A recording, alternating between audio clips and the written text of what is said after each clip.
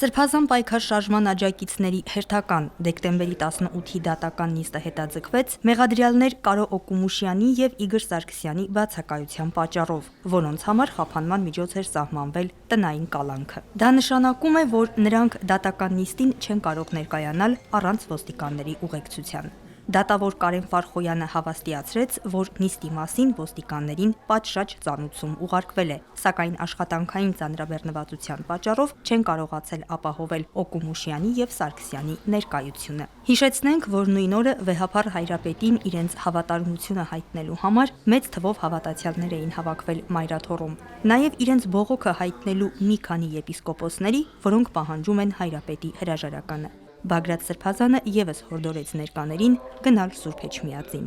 Գնացեք Սուրբ Էջմիածին, գնացեք, մասնակցեք, ձեր աջակցությունն ու զորակցությունը հայտնեք, իմ խնդրում հորդորում ձեզ, ես անձնապես չեմ կարող, հենց այս նպատակով մենք կառավարված ենք, եւ ես կասեմ հետո թե ինչ է վերում ես,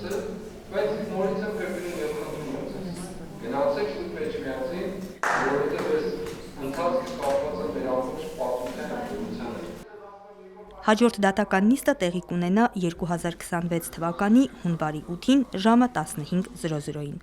Սոնա Խաչատրյան, Հարություն Տոլանյան, Եկեղեցական կյանք։